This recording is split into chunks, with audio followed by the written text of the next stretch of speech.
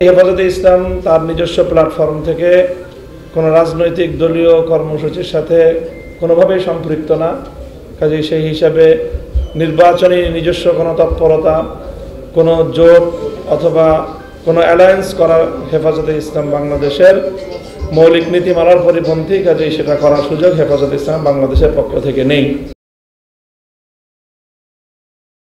হেফাজতে ইসলাম বাংলাদেশ একটি অরাজনৈতিক ধর্মীয় সংগঠন, আপনারা সকলেই জানেন, এবং আমরা হেফাজতে ইসলামের পক্ষ থেকে বরাবর কথা বলে আসছি যে হেফাজতে ইসলাম বাংলাদেশের সকল ধর্মপ্রাণ মানুষের আস্থার ঠিকানা। হেফাজতে ইসলাম বাংলাদেশ সরাসরি কখনোই কোনো রাজনৈতিক সিদ্ধান্ত অথবা রাজনীতি তৎপরতার সাথে, বিশেষ করে দলীয় রাজনীতির সাথে হেফাজতের কোনো সাংগঠনিক সংশ্লিষ্টতা নেই। কাজেই হেফাজতে ইসলাম তার নিজস্ব প্ল্যাটফর্ম থেকে কোনো রাজনৈতিক দলীয় কর্মসূচির সাথে কোনোভাবেই সম্পৃক্ত না। কাজেই সেই হিসাবে নির্বাচনী নিজস্ব কোনো তৎপরতা, কোনো জোট অথবা কোনো অ্যালায়েন্স করার হেফাজতে ইসলাম বাংলাদেশের মৌলিক নীতিমালার পরিপন্থী। কাজেই সেটা করার সুযোগ হেফাজতে ইসলাম বাংলাদেশের পক্ষ থেকে নেই। আমাদের আমিরে হেফাজত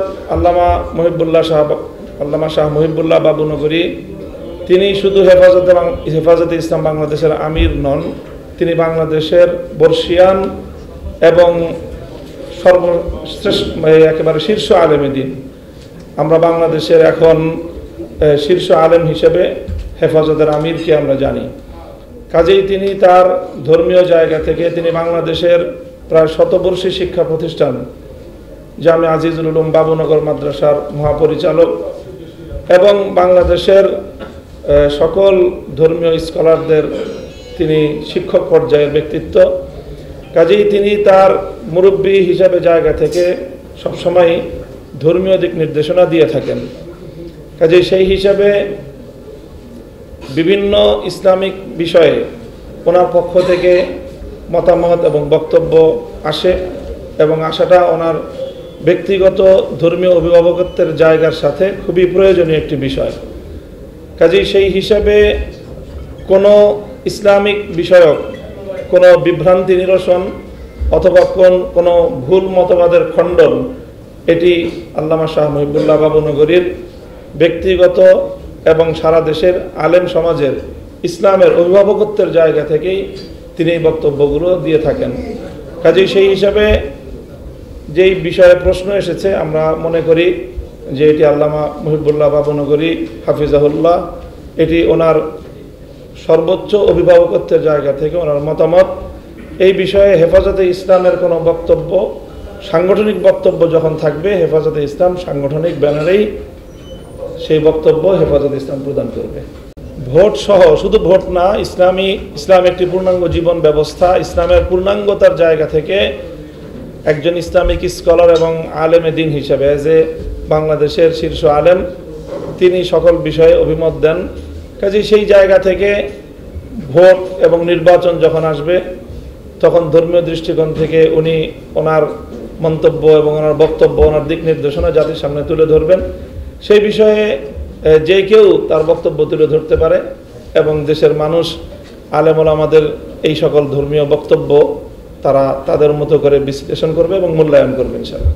এটা আগাগোড়াই হেফাজতে ইসলাম সম্পর্কে প্রশ্ন যে হেফাজতের নেতৃবৃন্দ অনেকেই রাজনীতির সাথে সম্পৃক্ত, কিন্তু আমরা বারবার বলছি যে হেফাজতে ইসলাম বাংলাদেশের মধ্যে রাজনৈতিক, অরাজনৈতিক সব ধরনের ব্যক্তিবর্গই এখানে আছেন। হেফাজতের মঞ্চ এটি কোনো রাজনৈতিক মঞ্চ নয়। হেফাজতে ইসলাম বাংলাদেশের মধ্যে অনেকগুলো রাজনৈতিক সংগঠনের শীর্ষ নেতৃবৃন্দ এখানে হেফাজতের বিভিন্ন দায়িত্বে তারা রয়েছেন। কাজেই তাদের যার যার দলীয় পরিচয়ে, রাজনৈতিক দলীয় পরিচয়ে তারা রাজনীতি করেন। তাদের রাজনৈতিক বক্তব্য, তাদের রাজনৈতিক এজেন্ডা, তাদের রাজনৈতিক কর্মসূচি, এটা কখনোই হেফাজত ওন করবে না।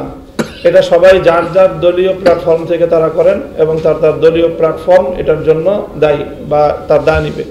হেফাজতে ইসলাম বৃহত্তর অরাজনৈতিক একটা প্ল্যাটফর্ম। কাজেই হেফাজতে ইসলামের কোনো নেতা যদি কোনো রাজনৈতিক তৎপরতার সাথে সম্পৃক্ত হন, সেটি তার দলীয় পরিচয় করেন, হেফাজতের পরিচয় করেন না। আমার কাছে কোনো ব্যক্তিগত পরিচয় অথবা আমার রাজনৈতিক প্রশ্ন এখানে না, এটা হেফাজত সংশ্লিষ্ট একটা মঞ্চ। এখান থেকে আমি আমার দলীয় কোনো বক্তব্য দিতে পারবো না। হেফাজতে ইসলাম বাংলাদেশ আগাগোড়াই একটি শান্তিপ্রিয় এবং দায়িত্বশীল সংগঠন। মাজারকে কেন্দ্র করে আমাদের বাংলাদেশে ঐতিহ্যগতভাবে অনেক শরিয়া বিরোধী, অনইসলামিক, দেশ বিরোধী এবং দেশের সামাজিকতা বিরোধী অনেক কার্যকলাপ হয় বলে আমরা জানি। প্রায় অনেক মাজারেই বিভিন্ন মাদক সহ অন্যান্য এই সকল জাতীয় কার্যক্রমেরও ব্যাপক কথা শোনা যায়। সেই বিষয়ে হেফাজতে ইসলাম দেশকে এবং প্রশাসনকে সবসময় বলে থাকে এবং আজও আমরা বলছি যে এই বিষয়ে প্রশাসন যেন যথাযথ পদক্ষেপ গ্রহণ করে। সেখানে দেশের শান্তি শৃঙ্খলা বিরোধী, ধর্ম বিরোধী, আইন বিরোধী, অসামাজিক কোনো কার্যকলাপ যেন চলতে না পারে। তবে হেফাজতে ইসলাম নিজের হাতে আইন তুলে নিয়ে এই সকল মাজারে কোনো হামলা পরিচালনা করা অথবা আক্রমণ পরিচালনা করাকে হেফাজতে ইসলাম সমর্থন করে না এবং কেউ করে থাকলে হেফাজতে ইসলাম কোনোভাবেই এটাকে সমর্থনযোগ্য বলে মনে করে না। এই জাতীয় বক্তব্য যখন কোনো সুনির্দিষ্ট দায়িত্বশীল পক্ষ থেকে আসবে, হেফাজতে ইসলাম তখন সেই বিষয়ে তার দায়িত্বশীল বক্তব্য প্রদান করবে। এখানে কোনো বিচ্ছিন্ন কোনো ব্যক্তির একক কোনো বিচ্ছিন্ন বক্তব্য নিয়ে হেফাজতে ইসলামের মতো প্ল্যাটফর্ম মন্তব্য করতে পারে না।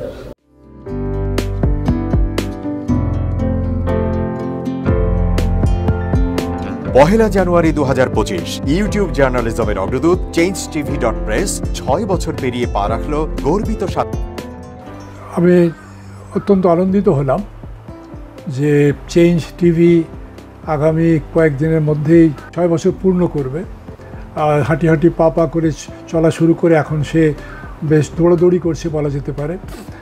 ও নামটাও অত্যন্ত বলবো যে সিগনিফিক্যান্ট, যে চেঞ্জ, এই গণঅভ্যুত্থান কিন্তু চেঞ্জ চেয়েছে। সেই হিসেবে তোমার টেলিভিশনের, তোমার এই চ্যানেলের নামের একটা যথেষ্ট মিল পাওয়া যায়।